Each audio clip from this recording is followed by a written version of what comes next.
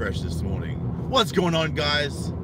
It's your boy Sydney here with you, and this is what masculinity looks like. So today I'm going to talk to you about a show, and look, we know that mainstream media is garbage. We know that serial TV shows are absolute garbage, like your Love Island, Master Chef, like all the shit that women watch because they intentionally put drama in it to draw in that audience. But I digress. My dinner was pretty good last night. I was like, you know what? My mind ticks 24 hours a day. I just want to kick back right now, just for a moment, and just have some time to myself. And you know, I just want to be distracted from the constant thoughts that tick over in my mind, because I don't stop. Anyone who knows me knows that my mind is going 24 hours a day, 7 days a week. Like, if this shit was a car, it'd be at 1.2 million miles already, you know, or 200,000 kilometers, depending on where you live. And there was this show on, and I flicked through, like, any documentaries or anything that's sort of remotely masculine, anything that I might be interested in. I'm not holding my breath, but you know, there might be something. And I was flicking through the electronic guide on my screen, and it came up with this thing called Botched, and it showed the summary showing plastic surgery's gone wrong, and I was like, all right, I'll give this a watch, because I can already picture how this is going to go, right? Anyway, so if any of you have seen my thumbnail on this video, you'll notice two individuals.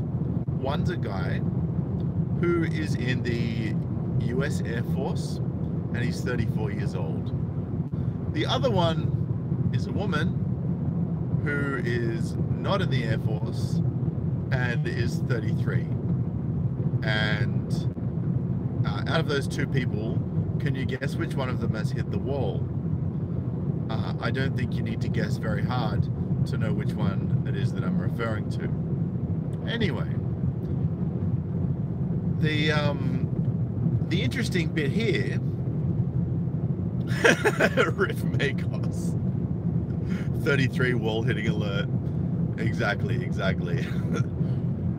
So this chick went in because she had her boobs, but like she had big bulbs up here, and one of the implants was starting to go up into her neck and cause her pain, and she couldn't lift her arm without being in pain, and it was just an absolute schmozzle. She'd obviously gone to a dodgy surgeon because she wanted to save money, because she wanted to spend more money on other stuff, right?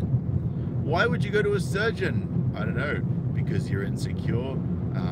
Is it maybe, I don't know, there's so many reasons why one might go to a surgeon, but most of the reasons that people get plastic surgery is because they're a female and they want more male attention.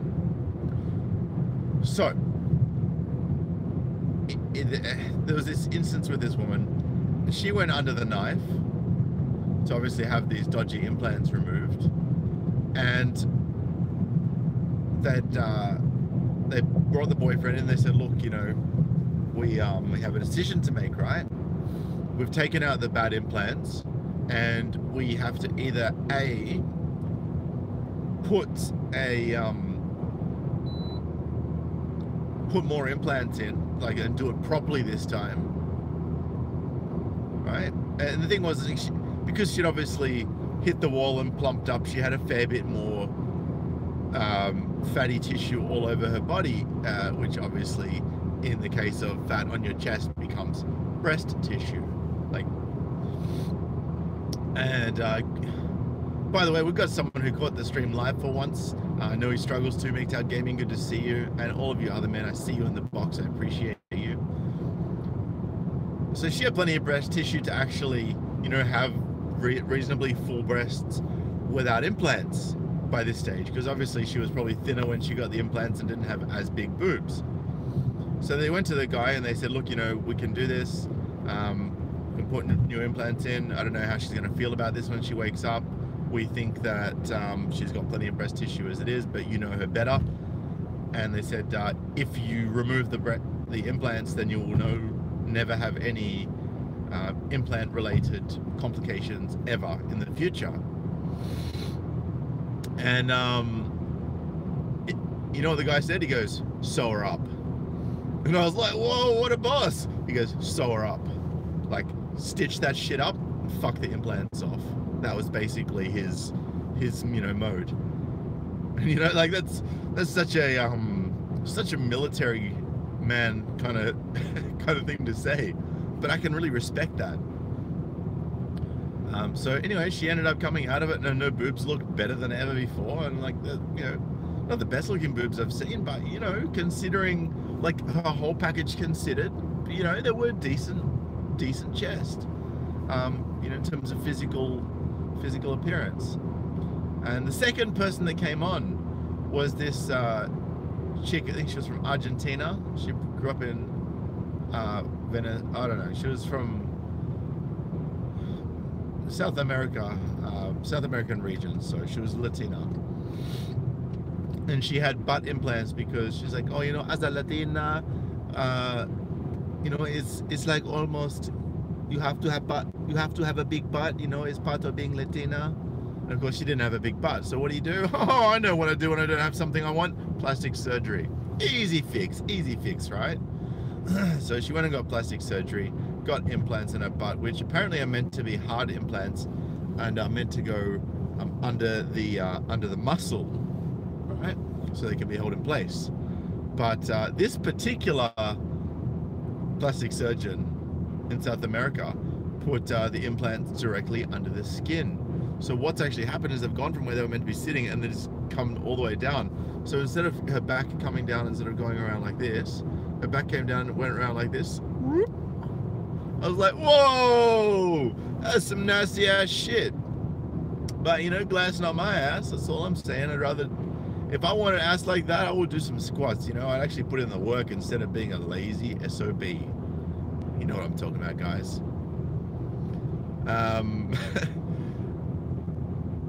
So anyway, they went in there, they found these implants, they pulled them out, and they're like, these are not quite breast implants, they're not quite like, I don't know what kind of implants these are. That's some next year bullshit.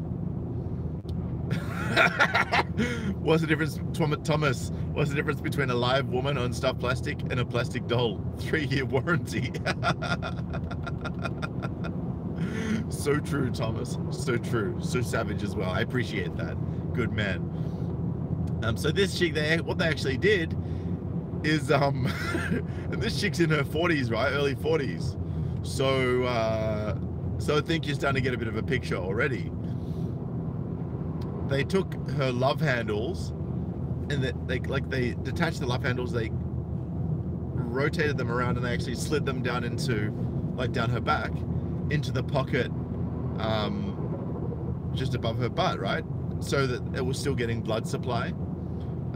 So that it wouldn't just basically die and become septic. So they kept the blood supply to the love handle fat, and they moved it down into the arse. And as far as 43-year-old asses go, it wasn't bad. It wasn't great, but it wasn't bad. Right? And I think I'm being rather complimentary there. But what's like, I'm just speaking relatively, right? Because compared to what it was before, I was like, and now it's like, nah, it's okay. You could walk down the street and not be looked at like a complete freak. So that's a good outcome. But here's the interesting thing, right? Both of these women got plastic surgery when they were quite young. Both of them. And yet, both of these women are now having plastic surgery removed when they're in their 30s and 40s. Interesting. Because right now, I think we're seeing, like,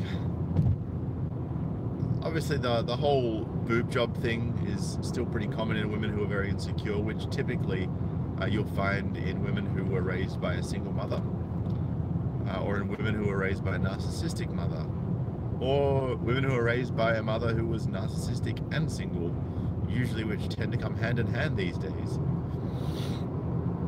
But regardless, it's just an interesting thing that I'm noting, and I think that at some point, removal of breast and buttock augmentations is actually going to become more common than the implementation of them.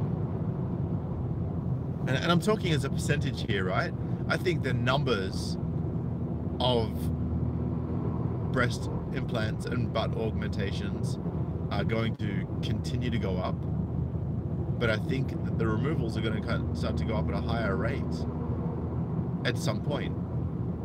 I don't know.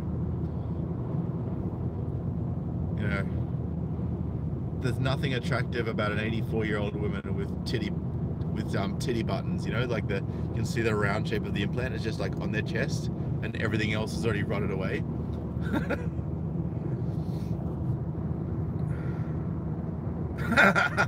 Second chance, get a blow up doll. At least if it gets a puncture, you're guaranteed it will go down on you. Exactly. And by the way, it's good to see you, Mr. Man, Jason Speratos, Placebo Effect, Second Chance. I mentioned you before, my man, MGTOW Gaming, Thomas, and Boski, who hit the live chat comments. Numero uno came first. Good to see you as well. So the sexual market value of this particular individual, or these individuals, and then and I went to bed after that. I was like, I can't deal with any more of this shit. I got plenty of content for tomorrow. And then right after that, they had another episode of it, another half an hour. I was like, I can't tolerate another half an hour of this shit. Right, I've already watched snippets from Love Island this afternoon, done a video on that, and now I gotta watch this. Like, I can't take any more. Sydney can't deal with this shit.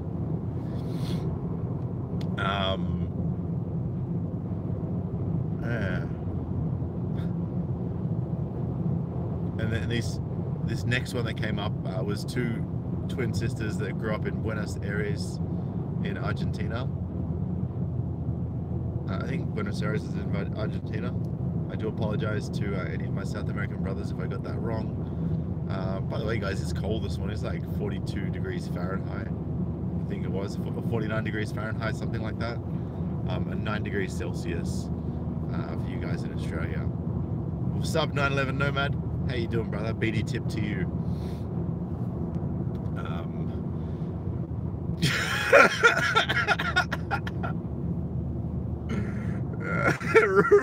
Riff Magos just made a very good point.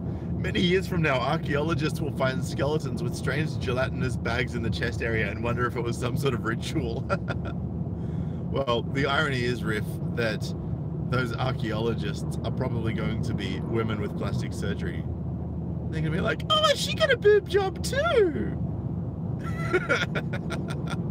What's going on, Motor Process?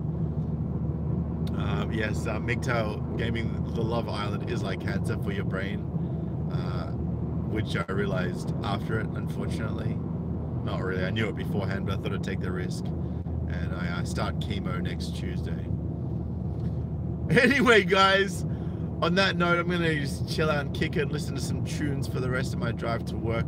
This is a little bit shorter than my usual video, but, you know, I think that what I've said is pretty telling and pretty succinct, and I don't think there needs to be much more to say about it. Well, there is one other part of me finishing up the video a little earlier than normal. I'm actually only got a 1.46 gigabyte of data left for the next 4 days, so it's pretty much a guarantee that I'm going to go over my data limit.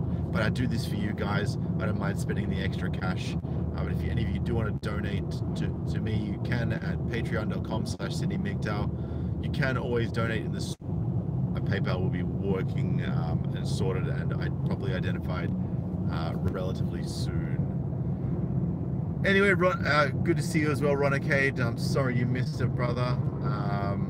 Feel free to email me if you like, and I can give you some of my usual starting times for my videos if that does help you. And I will catch up with you guys soon. Peace.